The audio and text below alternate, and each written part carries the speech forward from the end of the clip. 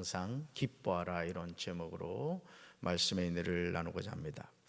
우리가 가진 일반적인 정서는 누구에게나 악으로 악을 갚는 거죠. 그렇죠? 생명에는 생명으로, 눈에는 눈으로, 이에는 이로, 손에는 손으로, 발에는 발로 하는 겁니다.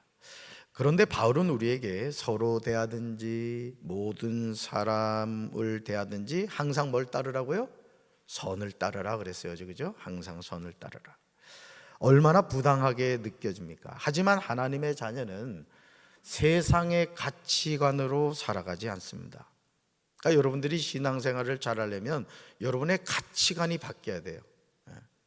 그래서 믿지 않는 사람들하고 이렇게 너무 깊은 얘기를 하면 안 돼요. 왜? 그들은 세상의 가치관으로 가득 차 있단 말이에요. 그래서 늘 말씀드리지만 예수 믿는 사람 안에는 어느 영이 계시고? 하나님의 영이 계시고, 예수 믿지 않는 사람, 교회 등록은 했지만 신앙생활 똑바로 하는 사람 안에는 무슨 영이 있고? 마귀 영이 있단 말이에요. 마귀 영.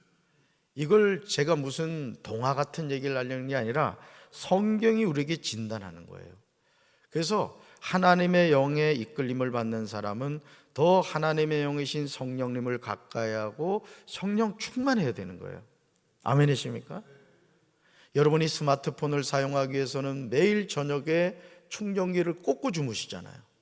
그러듯이 하나님의 자녀는 늘 하나님의 영으로 충만하기 위해서 성령 충만한 삶을 살아야 된다. 할렐루야.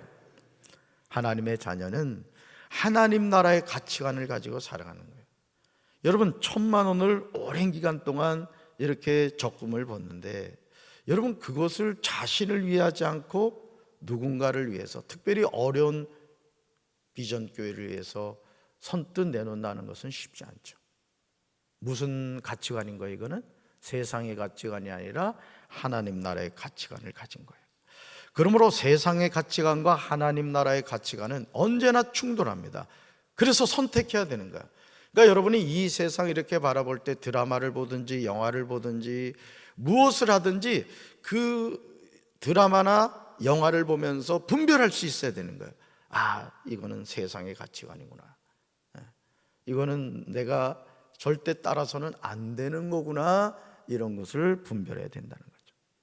항상 선을 따르라는 말씀은 엄밀하게 말한다면 선택하는 것이 아니라 순종해야 하는 거예요. 따라서 하나님의 말씀은 명령입니다. 아멘. 여러분, 도로에 보면 말이죠, 도로에 보면 저기 강경중앙초등학교 앞에 보면 거기 속도가 얼마로 되어 있어요? 30입니다. 30. 그리고 어떤 도로는 40으로 되어 있고 60으로 되어 있고 고속도로는 100, 110 되어 있단 말이에요. 근데 너무 내가 기분이 좋은 거야. 그래서 중앙초등학교 앞을 50km로 달렸어요. 그러면 국가에서 여러분을 기억해 줍니다. 한 달 후에 벌칙금 나왔습니다. 좋은 말로 할 때 내주십시오. 어제 이제 제가 월요일날 이제 말씀 준비하는 날인데 우체부 아저씨가 슝 하고 이제 행정사무실 앞을 다녀가시더라고요. 그래서 뭐가 왔나 하고 궁금해서 봤더니, 여러분 그 벌칙금 그 영수증을 보신 적 있습니까? 그게 또 날라온 거예요. 누가 사고를 쳤나 하고 딱 펼쳐봤더니 8977 담임 목사 차량 번호가 찍힌 거예요. 가슴이 그냥 덜컥 내려앉았잖아. 그냥 떨리는 마음으로 어제 막 강경 흔들렸죠. 지진 났죠. 제가 떨어서 그런 거야.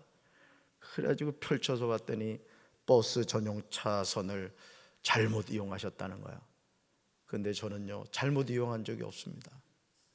사실은 지난번에 어디를 갔다 오느라고 하여간 서울을 갔다 왔는데, 저기 아내하고 병원 갔다 오느라 갔다 왔나?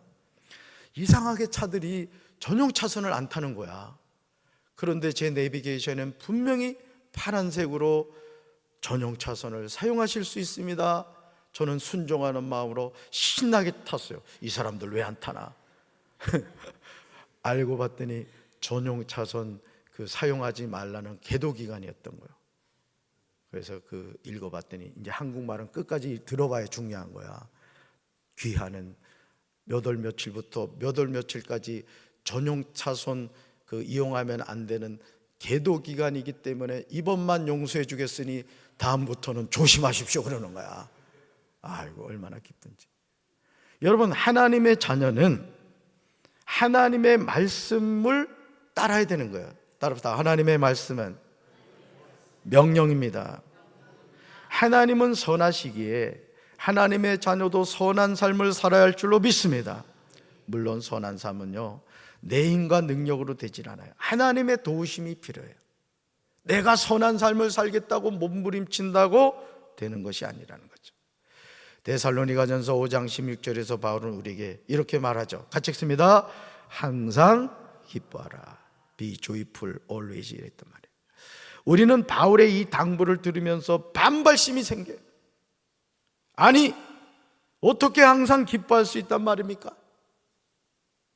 기뻐하라고 하면 그럴 수도 있겠지만 어떻게 항상 기뻐하며 살 수 있단 말입니까? 여러분, 그래야 안 그래요? 목사님이 맨날 강단에서 여러분들에게 제가 3가지 보약을 드립니다. 항상 쉬지 말고 범사에, 맨날 얘기하는데 목사님 입장 바꿔놓고 생각해봐요. 제가 지금 항상 기뻐할 수 있겠습니까? 우리 집을 몰라도 너무 몰라요. 심지어 저희 아내조차도 그런 얘기를 하는 거예요. 같이 사는 아내도 그 얘기를 하더라고. 근데 여러분, 말씀은 뭐라고요? 명령입니다. 따라서 말씀은 명령입니다. 우리가 믿음으로 순종해야 할 부분이라는 거예요. 믿음으로. 기쁨이란 무엇일까요? 사전적인 의미를 찾아보았더니 이렇게 정의하고 있어요. 읽어볼까요? 욕구가 충족되었을 때 흐뭇하고 흡족한 마음이나 느낌, 이걸 뭐라 한다? 기쁨이라고 해요. 우리는 바울이 말하고 있는 기쁨이 사전적인 의미도 어느 정도 있겠지만 단순히 욕구가 충족되었을 때 흐뭇하고 흡족한 마음이나 느낌이 아님을 알 수 있어요. 바울이 말하는 기쁨은 주님이 주시는 기쁨이에요. 오늘 찬송가 뭐 불렀어요? 강물같이 흐르는 기쁨. 여러분의 삶에 함께 하시길 주님의 이름으로 축원합니다. 그냥 강물같이 흐르는 기쁨이 그냥 여러분의 영혼 속에 가득 차게 되길 바라요. 그냥 아침에 그냥 눈 뜨자마자 막 콧노래가 나오는 게 막 좋고 말이야. 저녁에 잠자면서도 막 그냥 찬양을 부르는 거예요. 여보 왜 그래 왜 그래? 아이 나 주님 만나고 있어. 내가 얘기했잖아요. 방원복 권사님 목양실에서 대신방을 하는데 이 뇌출혈이 와가지고 말이죠. 이제 죽게 됐는데 천국과 지옥을 갔다 온 거예요. 그 보이는 사람이 있더래요. 보이는 사람. 누구라고 얘기는 못 하겠더래요. 나는 우리 사랑하는 성도 여러분들이 다 천국 가게 되길 주님의 이름으로 축원합니다. 주님의 이름으로 축원합니다. 바울이 말하는 기쁨은 주님이 주시는 기쁨이에요. 사도행전은요, 기쁨이란 낱말이 5번이 나오는 것을 보게 돼요. 사도행전에서. 우리는 여기서 말하는 기쁨이 어떻게 주어지는가를 살펴봐야 돼요. 그래야 바로 알게 되죠. 우리 5구절을 한번 읽어볼 텐데 이 기쁨이 어떻게 주어지는가 한번 읽어봅시다. 같이 읽습니다. 주께서 생명의 길을 내게 보이셨으니 주 앞에서 내게 기쁨이 충만하게 하시리로다. 자, 주께서 뭘 보이셨다? 생명의 길을 보이셨다. 할렐루야. 그 다음요, 날마다 마음을 같이하여 성전에 모이기를 힘쓰고 집에서 떡을 떼며 기쁨과 순전한 마음으로 음식을 먹고. 날마다 마음을 같이하여 성전에 모이니까 막 기쁨이 충만한 게 기쁨이. 여러분, 새벽기도 나오니까 너무 좋죠? 평소에도 나오고 싶죠? 나오시면 돼. 그냥 뭘 고민해. 그냥 나오면 되지. 그 다음 3번째 같이 읽습니다. 그 성에 큰 기쁨이 있더라. 여러분, 그 성에 왜 큰 기쁨이 있었을까요? 복음이 전해졌기 때문에. 여러분, 강경이 기쁨의 도시 조이시티가 되어야 될 줄로 믿습니다. 그 다음은요, 제자들은 기쁨과 성령이 충만하니라. 여러분, 예수님의 제자들은 뭐와 뭐가 충만해야 돼요? 기쁨과 성령이 충만해야 돼요. 그러니까 여러분, 하나님의 일을 하면서도요 기뻐하면서 하시길 바라요. 기뻐하면서. 우리 교회 권사님 한 분이 차량으로 이렇게 봉사를 하는데, 권사님이 그 차량을 이용하는 권사님이 그러더라는 거예요. 내가 교회 다니면서 이런 경험은 처음이라는 거예요. 얼마나 감동이 되면 그 얘기를 하겠어. 여러분, 차량 이렇게 이용하시는 분들, 내가 늘 하는 얘기지만 좀 눈깔 사탕이라도 사나. 운전하신 분한테 고맙다고, 얼마나 수고하시느냐고. 좀 늦었다고 막 인상 쓰고 그러지 말고, 또 방지턱 나도 운전하다 보면 놓칠 때가 있어. 그러면 나 저기를 태워주는구나. 뭐라 그래, 이렇게 슉 하는 거, 바이킹 태워주는구나. 이래 생각이 중요한 게, 생각이. 그리고 영 기분 나쁘면 이 백성현 시장은 왜 여기다 방지턱을 만들어 우리 권사님 운전 못하게 하냐, 그렇게 얘기를 하라고. 그러면 깨달을 거 아니야, 그지? 자, 그 다음 같이 읽습니다. 그러나 자기를 증언하지 아니하신 것이 아니니 곧 여러분에게 하늘로부터 비를 내리시며 결실기를 주시는 선한 일을 하사 음식과 기쁨으로 여러분의 마음에 만족하게 하셨느니라. 음식과 기쁨으로 마음을 만족하게 하신다. 음식만이 아니라는 거야. 그러니까 이 기쁨은 누가 주시는 거야? 하나님이 주시는 거야. 다섯 구절을 살펴보며 우리가 알게 되는 것은 이 기쁨은 사람이 만드는 것이 아니라는 사실이에요. 하나님이 주신 기쁨이에요. 여러분의 삶에 이 하나님이 주신 기쁨이 함께 하기를 주님의 이름으로 축원합니다. 성령님이 함께 하실 때 주어지는 기쁨이에요. 그러므로 항상 기뻐하라는 바울의 권면을 우리가 부담스럽게 생각할 이유가 없습니다. 날마다 마음을 같이하여 성전에 모이기를 힘쓰고 집에서 떡을 떼며 기쁨과 순전한 마음으로 음식을 먹었어요. 빌립이 사마리아 성에 내려가 그리스도를 백성에게 전했더니 놀라운 일들이 일어났는데, 그러자 사마리아 성에 기쁨이 임했어요. 하나님이 주신 사명을 믿음으로 감당하는 제자들은 기쁨과 성령이 충만하였습니다. 우리는 이것을 통하여 성령 충만과 기쁨은 동시에 일어나는 현상임을 알게 돼요. 여러분, 성령 받은 그 기쁨을 아시잖아요. 성령 받으면 어떻게 돼요? 참 아름다워라, 주님의 세계는 이 세상이 새롭게 보이는 거예요. 이유는 다른 게 아니에요. 성령이 임하면 우리의 눈이 바뀌는 거예요.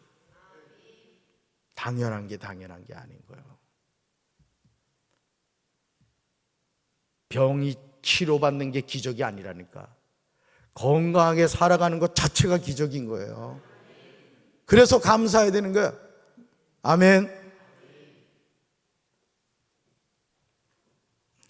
우리는 이것을 통하여 성령 충만과 기쁨은 동시에 일어나는 현상인데, 항상 기뻐하라, 이것은 항상 성령 충만하라는 말씀으로 보아도 무방합니다. 따라서 항상 기뻐하라, 항상 성령 충만하라.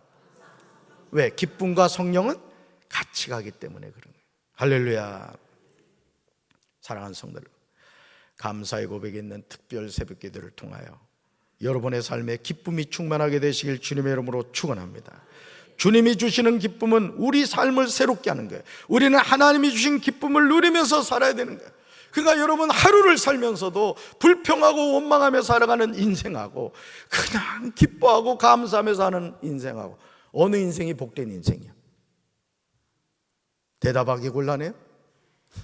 기뻐하며 사시기 바라요. 시편 4편 7절에서 다윗은 다음과 같이 노래하고 있습니다. 다윗은 한 절에서요 무려 3번에 걸쳐서 기쁨을 언급하고 있어요. 보물찾기 한번 해볼까요? 주께서 나의 마음에 큰 기쁨을 채워주시니 이 기쁨은 곡식과 새 포도주가 가득할 때 기쁨보다 더 큽니다. 아멘. 한 구절에서 기쁨에 대해서 3번이나 얘기. 사랑의 하나님이 저와 여러분의 마음에 큰 기쁨을 채워주시기를 주님의 이름으로 축원합니다. 하나님이 채워주시는 이 기쁨은 곡식과 새 포도주가 가득할 때 기쁨보다 더 크다고 다윗은 고백합니다. 하나님의 자녀는 이 기쁨으로 살아가는 거예요. 아멘이십니까? 지금 무엇 때문에 하나님이 채워주시는 기쁨을 잃어버리셨습니까? 지금 누구 때문에 하나님이 풍성하게 주신 기쁨을 놓치셨습니까? 하나님이 주신 기쁨을 잃어버리면 우리 삶에는 불평과 원망으로 가득 차게 되는 거예요. 기쁨을 놓치지 마시길 바라는 거예요. 그래서 예를 들어 남편이 사업을 하다 망했다. 지혜로운 아내는요, 그 남편을 향해서 막 악담을 퍼붓고 막 욕하지 않아요. 여보, 우리 건강하잖아. 다시 일어날 수 있어. 난 당신이 잘할 수 있다고 나는 믿어. 내가 기도하고 있거든. 이런 그런 아내하고, 네, 그럴 줄 알았다네. 그럴 줄 알았어. 그런 아내하고, 우리 남편분들 어떤 아내하고 살고 싶어요? 대답 안 해도 알아요. 제가 하니까. 어떤 어려움이 있을 때요, 그래야 되는 게, 교회에서도 어떤 어려움이 있을 때 장로님이 하셔야 될 일들이 뭐냐? 담임 목사에게 목사님 괜찮아요, 제가 있잖아요, 힘내서 일이라고. 우째 아멘을 안 해. 성도들도 마찬가지입니다. 성도들도 교회가 어려울 때 되는 교회는요, 담임 목사를 중심으로 하나가 되어서 더 기도하는 거예요. 망하는 교회는 어떤 교회냐? 아무 문제가 없는데 스스로 문제를 만들어서 교회를 뒤흔들어 버리는 거예요. 그런 교회가 어떻게 되겠습니까? 여러분, 가정도 마찬가지. 빌립보서 4장 4절에서 바울은 우리에게 분명하게 말해요. 우리의 기쁨은 주님 안에서 이루어지는 거예요. 같이 읽습니다. 주 안에서 항상 기뻐하라. 내가 다시 말하노니 기뻐하라. 아멘. 그러므로 주 안에서 항상 기뻐하라는 말씀에 순종하시기 바랍니다. 바울은 내가 다시 말한다고 하면서 기뻐하라고 강조합니다. 그리고 무엇보다 우리가 기뻐하는 근거는 하나님 때문이라는 거예요. 여러분, 하나님의 자녀는 하나님 때문에 기뻐하는 거예요. 세상적인 것 되었다고 기뻐하는 게 아니라고요. 그거는 사라질 수 있는 것들이에요. 그러나 우리 하나님은 영존하시는 분이라. 할렐루야. 시편 37편 4절에서 다윗은 기뻐해야 하는 이유를 전합니다. 이 세상에서 늘 기뻐하며 살아야 하는 사람들이 실상은 불행하게 사는 것을 보게 되죠. 마약을 하고 술부가 도박에 찌들어 살아갑니다. 왜 그럴까요? 기쁨의 근원이 되시는 하나님을 믿지 않기 때문에. 기쁨은 오직 하나님이 주십니다. 따라합시다. 기쁨은 오직 하나님이 주십니다. 같이 읽습니다. 기쁨은 오직 주님에게서 찾아라. 주님께서 내 마음의 소원을 들어주신다. 아멘. 하루를 살아도 기뻐하는 사람과 매일매일 불평과 원망 속에서 자신의 인생을 저주하면서 사는 사람 가운데 누가 행복한 삶을 살아간다고 생각하십니까? 사실 이것은 질문이라고도 할 수 없습니다. 그런데 기쁨의 근원이 되시는 하나님을 모르면 참된 기쁨을 찾을 수도 없고 누릴 수도 없는 거예요. 우리 한번 크게 외쳐봅시다. 기쁨은 하나님이 주십니다. 한 번 더요. 기쁨은 하나님이 주십니다. 할렐루야. 오늘도 항상 기뻐하며 삽시다. 누구 때문에? 하나님 때문에. 아멘이십니까? 가슴에 손 얹읍시다. 항상 기뻐하라. 오늘 주님이 우리에게 주신 말씀입니다. 우리는 세상의 가치관에 찌들어 하나님의 말씀을 놓칠 때가 많습니다. 주여, 주 안에서 항상 기뻐하라. 내가 다시 말하노니 기뻐하라는 말씀에 순종하는 이 하루가 되게 하여 주옵소서. 이제는 우리 주 예수 그리스도의 크신 은혜와 하나님 아버지의 한없는 사랑과 성령님의 교통하심이 항상 기뻐하라는 말씀에 순종하며 살기 원하는 사랑하는 주의 백성들을 위해 이제부터 영원토록 함께 하시기를 간절히 축원하옵나이다. 아멘.